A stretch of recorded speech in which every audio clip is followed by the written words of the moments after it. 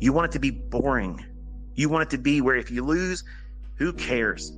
I'm still going to do the same model on the next setup based on the logic. If the trade failed here, but the overall conditions of the marketplace are as they should be still, I'm going to take the next setup.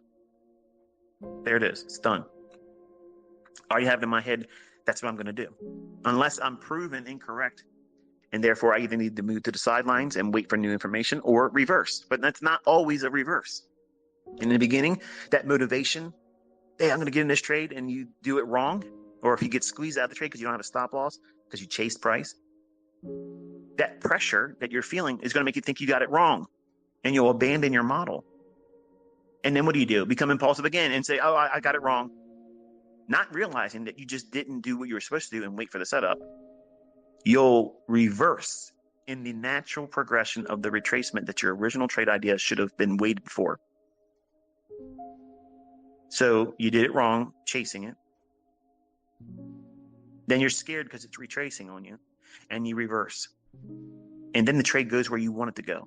But then here's where you lie to yourself. I knew this was going to happen, and the broker, they slipped me, and I had to. You're lying. You fucking chased the price. You did it incorrectly. And then you changed your mind because you couldn't handle the pressure of the retracement because you were misplaced. You weren't offside. You had a poor entry, poor execution. You did it poorly. You should have closed the trade, sat and waited for the setup. Not make one decision incorrectly and then impulsively fix a mistake doing the opposite, where the analysis didn't say anything about that trade reversing and going lower. You succumb to your own emotions and poor psychology that's now being stirred up because you're in the market, you chased price, and you didn't do anything, and you completely lost the plot. Uncomfortable, isn't it? It just happened to you this week, didn't it? Market went where you thought it was going to go, but you lost on your trades. I just pegged you. How do I know it? Because I did that when I was 20. I did it. Multiple accounts. Some of it resulted in losing trade accounts entirely. Do you need to lose your trades in stunning fashion or blow your accounts to learn that lesson from me? I would have loved to have someone explain it to me like this. I would have never looked at them and said, wow, dude, you're talking about all this terrible stuff. Like, motivate me, man. I would have never done that. I would have been like, you know what? This is exactly what I need to hear. You're not fluffing me up with some bullshit. You're not here promising me that I'm going to get rich overnight.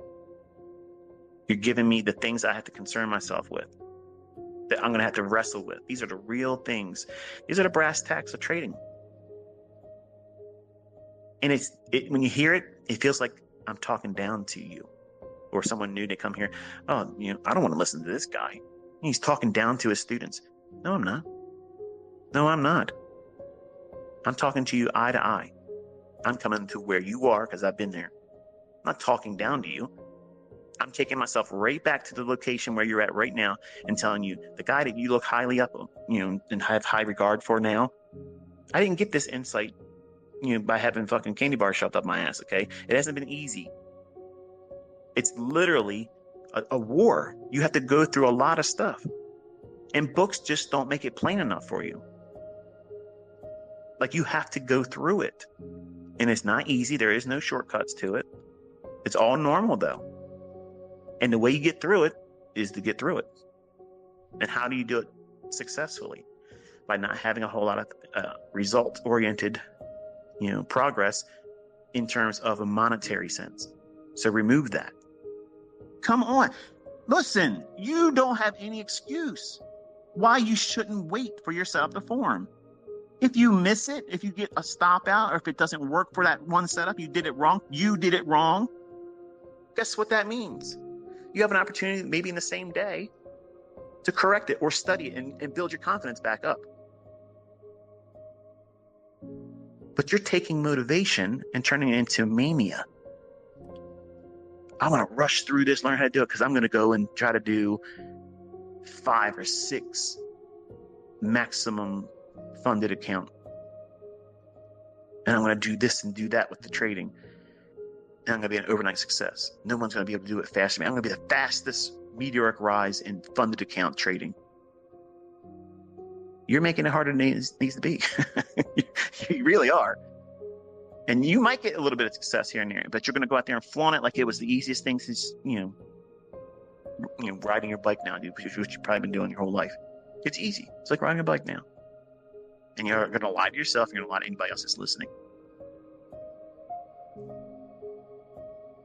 Like you're providing all of the outside noise and justification that's not helping you. You're willing to go through all those things. You're willing to enter the trade when there is no setup. It hasn't formed yet. The framework is likely to be there. The draw on liquidity, where it's going to go ultimately. You're in the session. It's probably going to go up there. But right now, it's running in the direction of the trade profit. You don't want to enter like that. You wait for it to draw down into a PD array or up into a PD array if you're bearish. And then by doing that, you know that there's a range in which it's permissible. It can color outside that fair value gap just a little bit. But see, when you impulsively enter, what you're really doing, and this is the truth, folks, you're afraid that this thing that you're trying to do as a model is going to fail in your own hands. And you know that if it does, and you do everything that you think is correct, you're not going to stick with it, and you're going to start all over again chasing something else. And folks, I just nailed down 90% of you motherfuckers. You don't want to listen because you're afraid you're going to do it wrong. And then you're going to fault the model. You're going to fault the approach. And then you, because you're impulsive, you're going to go out there and chase Elliott waves. You're going to chase harmonic patterns. You're going to chase some other bullshit.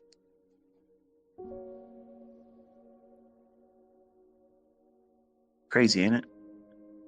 How could I know this? Because I did the same stupid shit. I've done the same stuff, folks.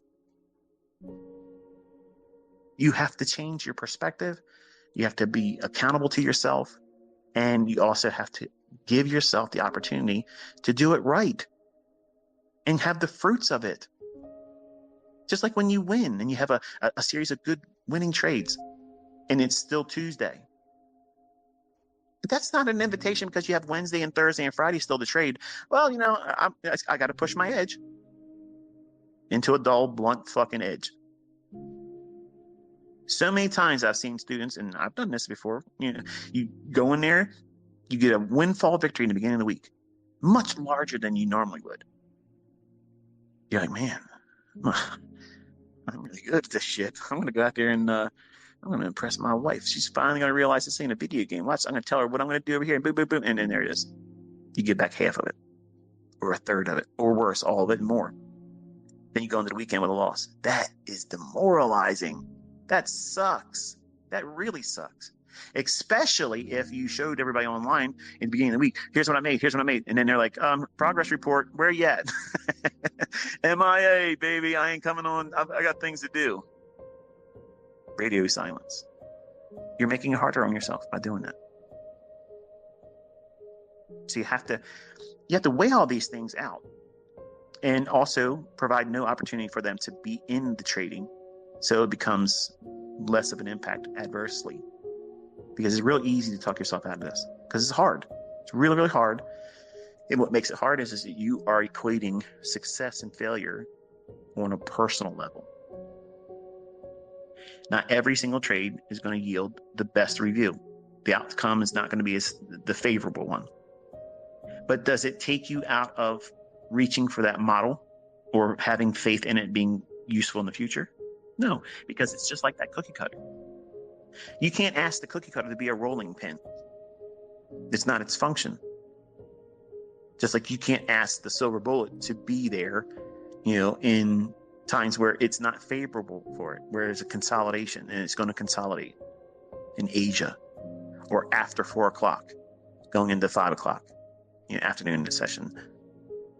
There's no silver bullet between 4 p.m. and 5 p.m. But the market's moving. It's still ticking around, but there is no setup there.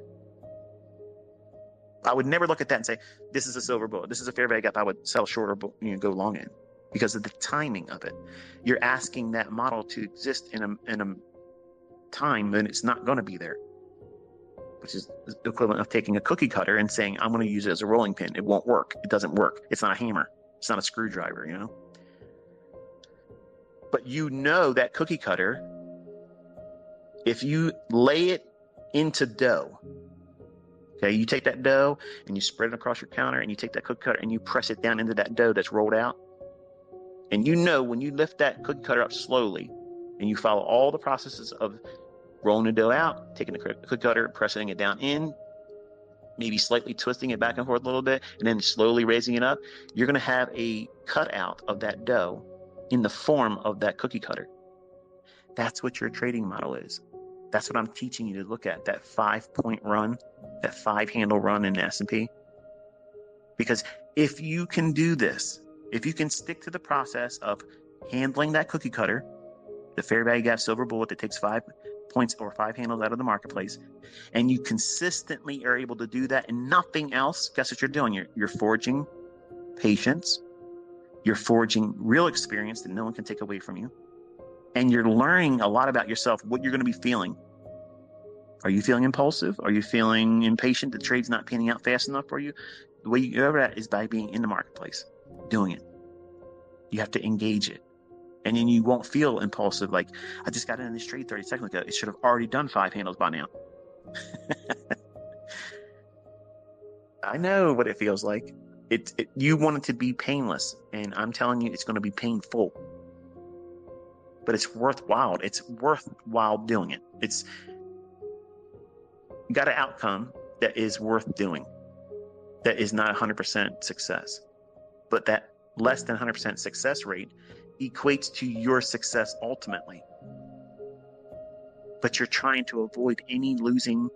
You're trying to avoid any kind of hardships or any kind of embarrassments or discoveries about yourself. And you want to not fail using it because you're weak. You're undisciplined. You have no sense of self-responsibility.